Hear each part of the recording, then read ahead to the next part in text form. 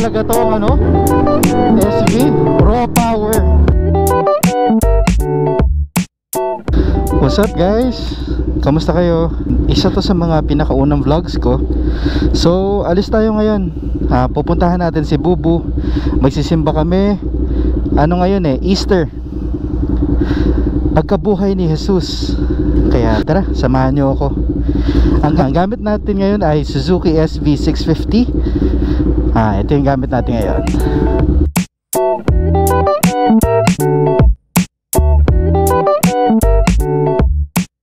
So yan guys, nakita nyo na yung gamit nating motor ngayon. Alis na tayo.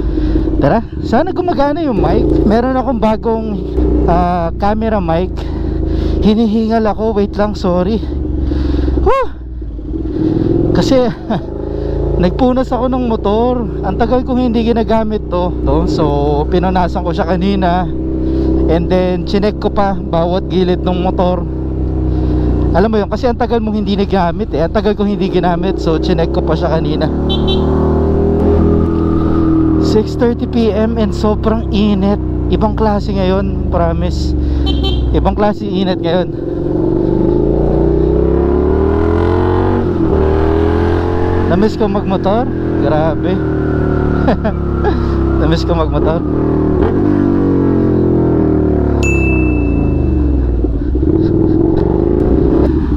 Okay, so nasa service road na tayo ngayon.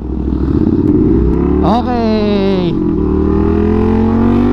Ang sarap talaga gamitin itong SV650. Yung tunog niya iba, ang macho. Bagay na bagay siya dun sa design niya, which is classic retro or retro motorbike. Sabi nung iba, katunog daw to ng Ducati. For me kasi magkaiba yung tunog magkaiba kasi V4 yung iba, ito V-twin. Siguro yung mga V-twin na 90 degree crank, siguro katunog niya. Buksan lang natin itong visor natin. Hindi ko alam kung maingay kahit nakabukas tong visor. So semi-testing na rin to. Testing yan, nakabukas yung visor. Ito naman, nakasara yung visor. So ito yung nakasarado yung visor. Isa pa, ito yung nakabukas yung visor. Test, nakabukas yung visor. Yeah, let me know kung ano yung difference. Kung nare-reduce ba yung wind noise. Sabi nung seller, mare-reduce daw yung garalgal and wind noise. Let me know guys, put it on the comments below kung na-reduce ba yung wind noise doon sa open visor and na-reduce ba yung garalgal. Singit tayo kasi kailangan by 7 nandun na tayo. Hindi naman siya sobrang kalayuan, pero alam mo yun, ayoko maliit, ayoko nag-iintay si Bubu.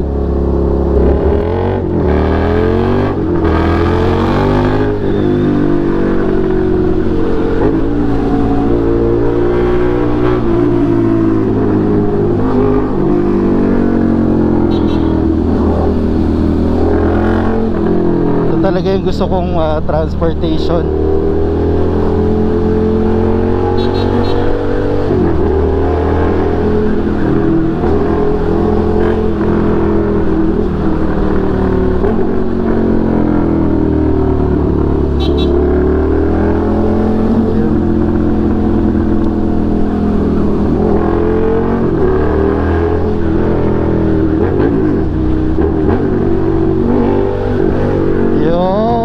Sarap magmotor. Namiss ko magmotor. Iba talaga tong SV Raw Power. Talaga umaangat yung harapan niya. Alam mo yung pagbiligla mo yung throttle, umaangat yung harapan niya. Wala kasi siyang traction control, walang kahit as in raw power. Ang meron lang sa kanya is clutch assist, which is pag first gear mo, overtake lang natin to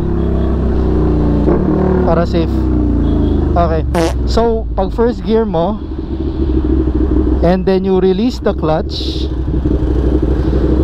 even without putting gas or putting throttle, okay siya, hindi siya nagsistall. Yun yung pinaka technology niya. Ito wala rin tong slipper clutch. So talagang clutch assist, raw power. Kita nyo naman yung dashboard. Hindi ko alam kung kita nyo sa camera. Yung dashboard LCD na may backlight na white. Yan lang. Napaka simple pero ang ganda. Alam mo yun, yun gusto ko, yung parang, well, doon tayo nasanay, I guess. Back in the day, pag meron kang LCD na ganito, nakakaangat ka na nakakaangat ka na sa mga ibang competitors Pero ngayon, grabe. Alam mo, gusto ko rin ma-experience someday yung may mga TFT displays. Yung isang motor ko kasi, o yung ibang motor ko, walang mga TFT displays lahat sila LCD. Gusto ko maka-experience ng motor na may TFT display. Yung iba nga nakikita ko parang tablet na, ang laki, grabe. Okay, downshift tayo. Busina. Thank you.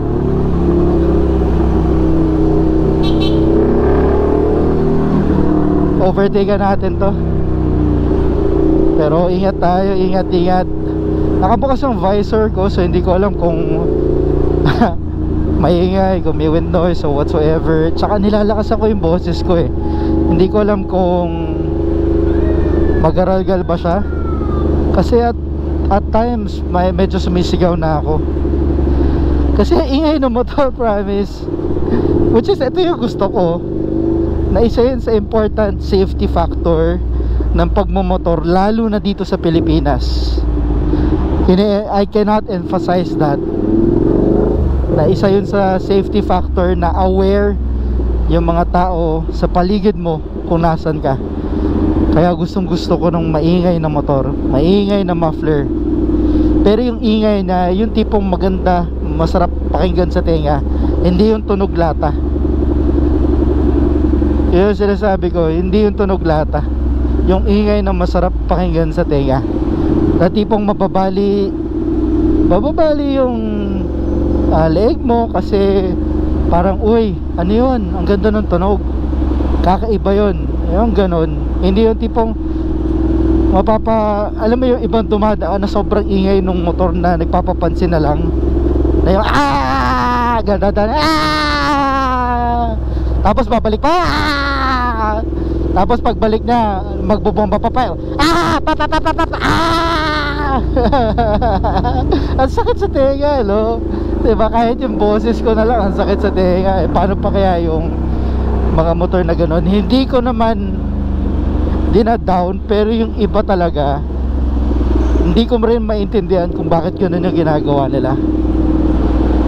Anyway, in my case, gusto ko yung maganda yung tunog ng motor, proper siya, yung aware, yun talaga importante para sa akin, na aware yung mga tao,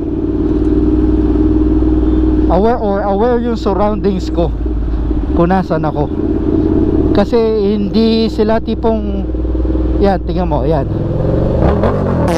ayan, alam niya nandun ako sa gilid niya, parang ganun ba, na yung tipong hindi, yung ibang ano kasi, ibang motor, hindi sila, sabihin natin sobrang tahimik ng motor mo, hindi sila aware na nandyan ka, bigla na lang sila magkakat dun sa lane mo, kasi hindi nila alam, hindi nila sinasadya yun, hindi lang talaga nila alam. Pero pag yung maingay yung motor mo, ma-aware sila na, uy, wait lang, mag-overtake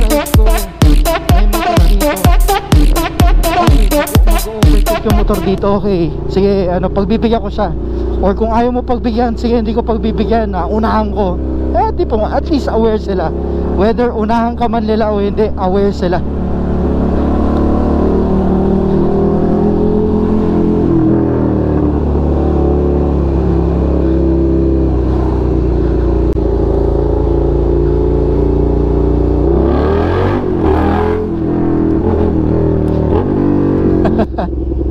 Si ate nakatingin lang sa atin. Hello. Hi. Hi. Bam. Bam ba?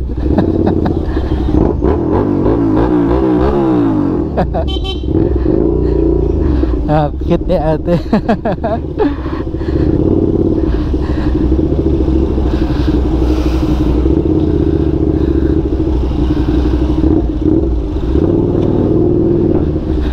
Okay, so grabe kainit. No, para ko, alam mo yung pakiramdam. Ito yung pakiramdam siguro nung ice cream. Ito yung pakiramdam siguro ng ice cream. Parang natutunaw ka na. Alam mo, hindi ako nag-riding jacket ngayon. Medyo pasaway ako. Hindi ako nag-riding jacket. Sobrang init naman kasi, promise baka may heat stroke na ako pag nag-riding jacket ako. Well, kahit naman siguro yung riding jacket ko is mesh type, dito tayo dadaan. Daming bato, delikado yan. Sana mag-ingat yung mga dumadaan dyan. Kahit mesh type yung riding jacket ko and may padding siya sa chest, ang init pa rin nun, promise. Kaya ngayon naka t-shirt lang ako. Tapos yung t-shirt ko, yung breathable shirt, oh my god, hindi ko nakita si kuya, delikado yun. Bigla ka magsa-stop.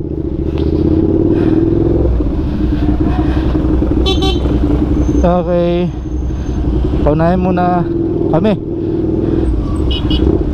Okay, una ka muna. Sige, go, go. Okay, sabi ni ate, go daw sila.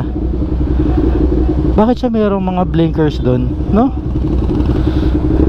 Ano, para makita siya?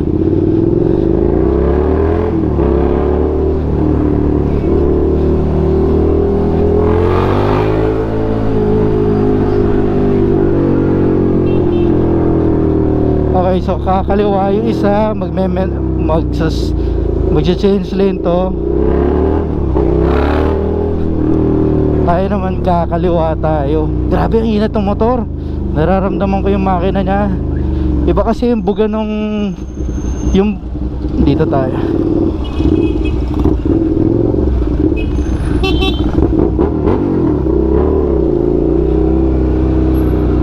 Yung buga ng hangin kasi dito sa SV650, yung ibang motorbikes kasi dinedirect nila pababa, pero ito wala na, hindi dinedirect pababa. So it's more of bumubuga siya sa legs mo. Ramdam mo yung ramdam mo yung init na galing sa makina. Alam mo, ganito yan eh. Napansin ko sa motor na to, pag mainit yung weather, syempre mainit din yung makina. Lalong umiinit yung makina pag mainit yung weather. And pinalitan ko na yung coolant nito.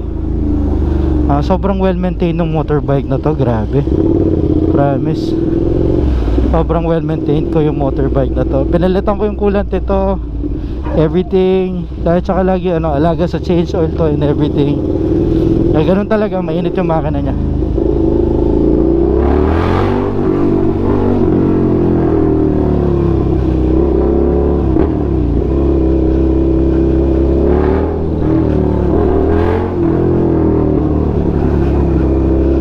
Aware ng mga tao pag dumadaan ka talaga dito.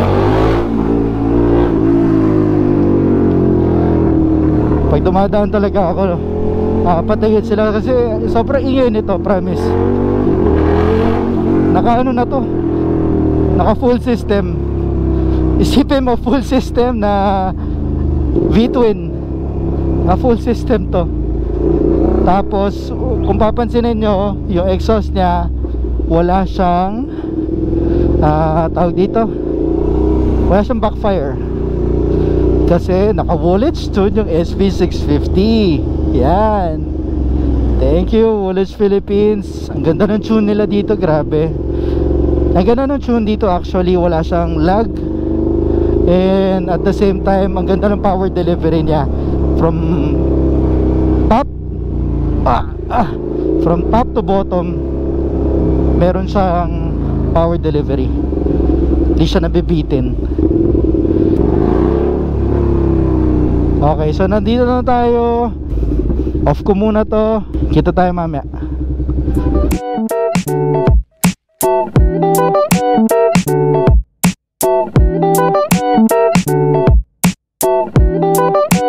Hi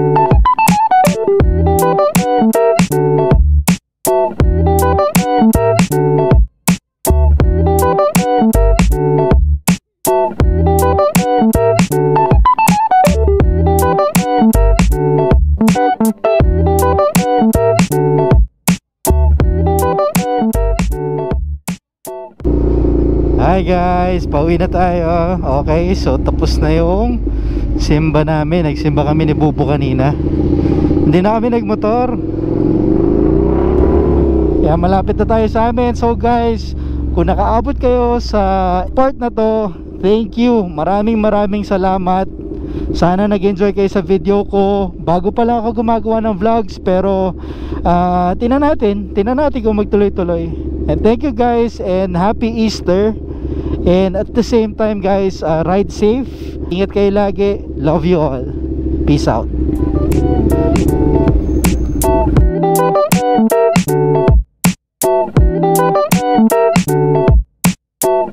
Bye bye Bubo. Love you. Bye bye. Sige na. Bye bye. Love you.